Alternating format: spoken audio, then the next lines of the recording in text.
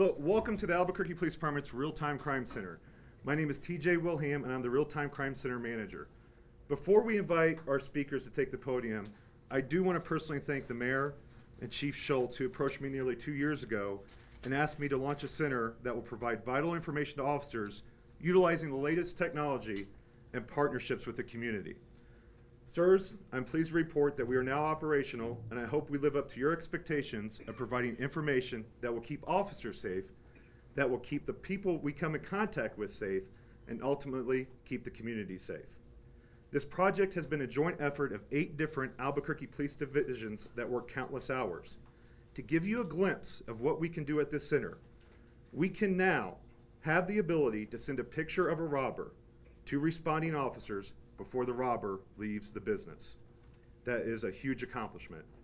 Before I call up the Mayor and the Chief, I need to recognize some of our distinguished guests who are here today to make this a reality. First, I'd like to recognize Ann Speed of Sandia National Laboratories, Bud Shaw of Blake Slaughterburger, Deputy Secretary Pat Mooney of the Department of Public Safety couldn't be here with us today. However, Sonia Abeta is here in his place. Pete Fagan from CGIS, who could not be here today. Clint Hubbard, the technology manager of the Albuquerque Police Department, and his team, who spent countless hours giving us the tools we need to do our jobs. Robert Nunez of the Department of Municipal Development, along with Ben Brokaw, Kristen Woodward and Mario Lucero of the city's Information Technology Division, Bill Slauson, who helped put the brick and molder together from the Policy Division of the Albuquerque Police Department, and of course our friends at 911 Communications, Erica Wilson, who's representing them here today as well. Aubrey Thompson, and of course, I do want to recognize 3 officers who work countless hours being our guinea pigs to make this a reality. Rob Drager, Felipe Garcia, and Nick Sanders, who gave up a lot of their time testing theories and using technology that had never been used before. It's now my honor to call up Mayor Richard Berry to say a few words. Mayor. Thank you. Thank you, TJ. Job well done. I got a chance yesterday to come over and do a little preview of the Real-Time Crime Center, and I can tell you it's impressive for a couple of reasons. It's impressive because everything that we do that I can see as a mayor that's meaningful for public safety has to do with partnerships. And in this case, we've had tremendous partnerships that have made this a reality. We've got partnerships with Sandia Laboratories. Thanks so much, Ann, and everything that Sandia is doing to help us. With the New Mexico Department of Public Safety, Regina Chacon, Bud Shaw, a local businessman, someone who's out there risking his capital to create jobs in our city. And of course, Chief Schultz and the entire staff at the Albuquerque Police Department. We've talked about this consistently. When we come together, we work with business, we work with industry, we work with public safety professionals. We take the technology that's available to us today. It bodes well for the safety of our community. I think that when you look at an $800,000 investment, which is basically what you're going to see today in the Real-Time Crime Center, I think that savings is going to pay itself back over and over and over again in the city of Albuquerque from an efficiency standpoint, from keeping our officers safe, to craft community outcomes that are where we want them to be. And as we talked about earlier in the year, that 3 minutes and 38 seconds, I guess, is the average time it takes to getting a call to service to getting to the site. The more we can arm our officers with important data to know what kind of an incident they're going to, if there are any critical things that they need to know, that just it helps our officers get home safely at the end of their shift. And I think that from a standpoint for the public, myself included, we know that our officers have every tool at their disposal. And I'm going to end with this. When Chief Schultz and I met, actually during the transition phase, when I'd won the election for mayor, and I sat down and we were trying to make some decisions on leadership, I asked Chief Schultz, I said, are you out of good ideas? Do you think you've got some more innovation and things that we can do to be a progressive police department? And the answer was absolutely yes. There's lots of things we can do. We've done many, many things over the last couple of years. This is about 2 years in the making, but this is one of the first things we talked about, was being at the forefront of policing from this standpoint. I know there's probably a dozen or so other cities around the country that have a real-time crime center similar in nature to this. I know it's working for them, but if you can be a city of Albuquerque and you can be one of the first 10 or 15 departments in the country to be innovative and to bring new technology to the forefront. I think it speaks a lot about leadership. It speaks a lot about the department itself. And I just want to end my comments by saying thanks to the men and women of the Albuquerque Police Department. We had an academy graduation this morning, the 108th class. They look like they're well trained, ready to go in our community. We've got tremendous officers that go out every day and do a great job for us. In the last couple of years, they certainly have driven the overall FBI Part 1 crime rate to 20-year lows. So congratulations to the department for great work, and I know this will be another great tool for you. And as your mayor and as a man who lives here and who's raising my family here, thanks for keeping us safe. We appreciate you very much.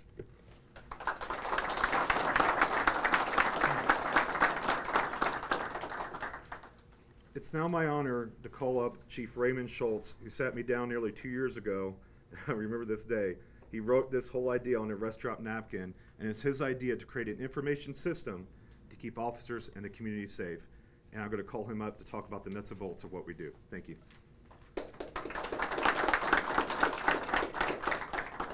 Well, good afternoon, and first of all, I want to thank everybody for taking time out of your schedules on Friday to come here and join us as we celebrate the opening of the Real-Time Crime Center. Every once in a while, you have what's a game changer comes along. It's really going to make a difference in the way we do things in the community. And in the Albuquerque Police Department, we've been fortunate to have several of those different game changers during my career. One of the ones prior to this was the Family Advocacy Center. When we opened the Family Advocacy Center about 6 years ago, we said on day one it was going to make a difference in people's lives, especially the victims of domestic violence and sexual assault. And we saw that immediately. It began making a difference in hundreds of victims' lives every month. What you're going to see when you go into the Real-Time Crime Center is another one of those game changers. It's going to make a difference in the lives of officers and, more importantly, in the lives of the people that we go to serve.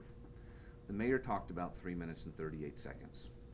We know for most life safety type events, it takes about 3 minutes and 38 seconds from the time that call and enough information is received in 911 until the time the officers knock on that door or ring that doorbell. Prior to the Real-Time Crime Center, that time was mainly used just to move resources from point A to point B. Now what happens during that 3 minutes and 38 seconds is a whole team of professionals looking and trying to find as much information as possible to provide that information to those first responders, to those officers that are responding to that call, so they can make a better and more informed decision about how to handle that situation. So they can make decisions about how to approach, and more importantly, decisions about who they may be dealing with and how they can change their strategies to make sure they provide a safer environment, not only for themselves, but for that person that they're trying to help. The Real-Time Crime Center utilizes many different public accessible databases. There's nothing secret here, and that's one of the things I really have to emphasize. There's no secret databases. We're just getting information that we already have. The problem that we saw is nobody was utilizing that information prior to the event and those officers arriving at the event. Real-Time Crime Centers have been around for a while. There's about 16 of them around the country. Nobody else is doing what we're doing at the level we're doing it. Right now, most Real-Time Crime Centers support the officers after they get there. They support them in the subsequent investigation, or they support them in major incidents like terrorism. Nobody else is working as hard as we're working to get that information in the hands of officers. But we've expanded it and we've gone beyond that. We've got partnerships that the mayor talked about with our community. Blake's Lotaburger cares about their customers. They care about the community. So should there be an incident at a Blake's Lotaburger, we now have the ability to look inside while the officers are going to that location and relay that information to the officers, again, so they can adjust their response. If something's happened that needs additional attention, like a crime, just as TJ said, we may now have the picture of the offender for the officer to know who they're looking for. On February 1st, we did a soft opening. And anytime you have a project like this, you're going to do a soft opening. You're going to work the bugs out. In the first 25 days of February, the Real-Time Crime Center intervened in 135 events, meaning that they were able to supply pertinent and significant information and put it in the hands of those first responding officers that had some type of effect on the way they handled the call. That tells me already, if we can have that many number of successful interventions and a soft opening, just think how many successful interventions we can have as today we go live with more resources and more tools. Some of the databases that we're accessing include criminal records. It includes events of prior contacts with law enforcement. It includes criminal histories. It includes accessing social media. One of the things we realize, there's a lot of stuff contained within social media that will give us insight into the person or the persons we may be dealing with. And again, information that the officers can make adjustments. Some of the interventions that we've already had include somebody making threats to actually murder people on social media. We're able to take that information, provide information to first responders, and have an intervention. Somebody else who wanted to turn himself in for criminal charges. However, he got cold feet and left prior to the officers getting there. The Real-Time Crime Center was able to provide those officers that were responding with the person's name, identifiers, and picture. And we were able to find him a couple blocks away. And when he tried to tell us he was somebody else, we knew exactly who he was. So it's those types of successes that the Real-Time Crime Center is going to have. More importantly, when we started seeing increased number of encounters of use of force, the mayor made it very clear that he wanted the Albuquerque Police Department to do whatever was necessary to provide a safer environment for our first responders and a safer environment for the people that we go to serve, and especially those people who may be in crisis. The Real-Time Crime Center has access to information that we have as part of our crisis intervention team in response. Right now, or prior to this center going live, that information was primarily just shared in bulletins. So an officer had to remember information about people. And unfortunately, there are too many of these bulletins that come out. So it's kind of hard to remember the names and the pictures. Well, now, we've got a team of people behind the scenes that are checking that call that they're going to see if one of those persons involved may be somebody that we know has ongoing active mental health issues.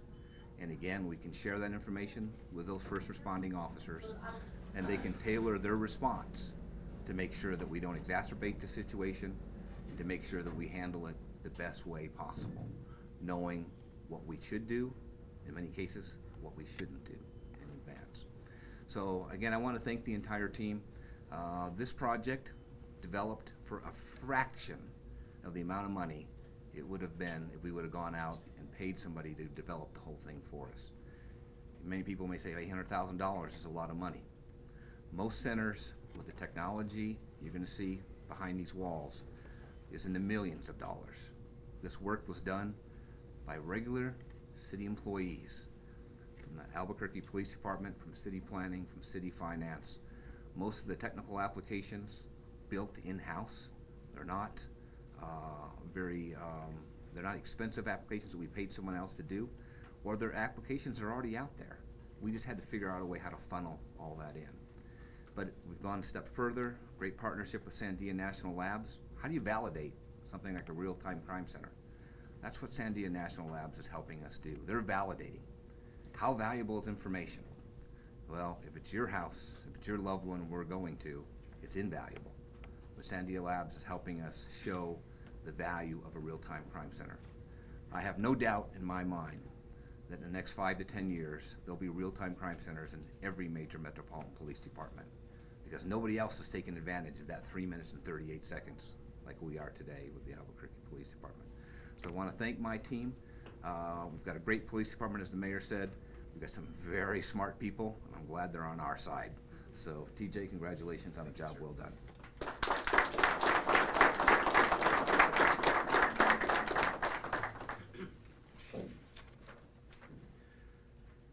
Deputy Secretary of the Department of Public Safety could not be here with us today. Patrick Mooney cannot. In his stead is Sonia Abeda, who's actually worked closely with us to develop our facial recognition component, which will be online in the next few weeks, as well as our fingerprint readers. And she'll talk a little bit about that. Thank you, Sonia. New Mexico Department of Public Safety is excited to partner with APD and the Real-Time Crime Center to work on the pilot projects that we're working on with the FBI, which are Universal Facial Workstation Project. APD has graciously offered to be the pilot as a local agency for their new Real-Time Crime Center. New Mexico will be one of the first in the country to use UFW technology through the help of APD. The opportunity for both APD and DPS to journey into a new way of identifying criminals through biometrics is innovative, and we're excited with the partnership. New Mexico Department of Public Safety is also working with APD to implement RISC. RISC is the repository for individuals with special concerns. RISC supports rapid mobile ID searches using 2 fingerprint searches. This technology will assist New Mexico law enforcement to quickly identify individuals in the field with the return response received within seconds. So again, NMDPS is proud to be a partner and will continue to support APD. Thank you.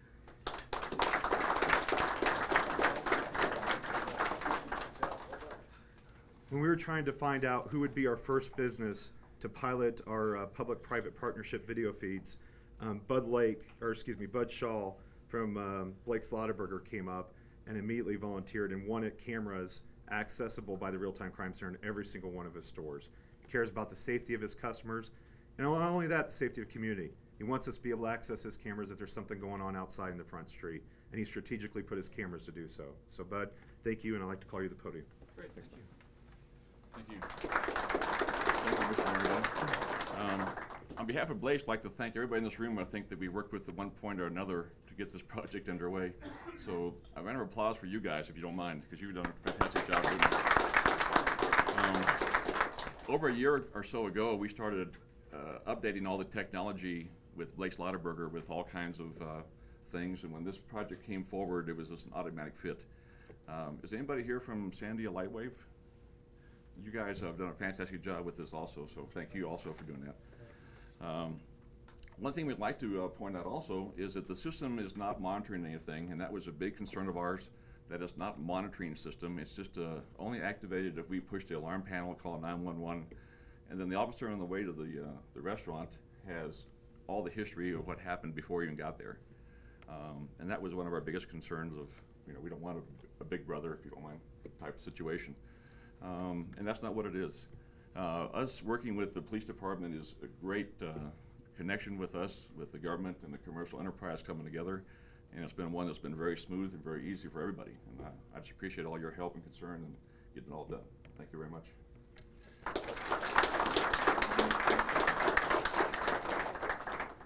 Next, it's my honor to call up our last speaker, who's probably the smartest person in the room, right?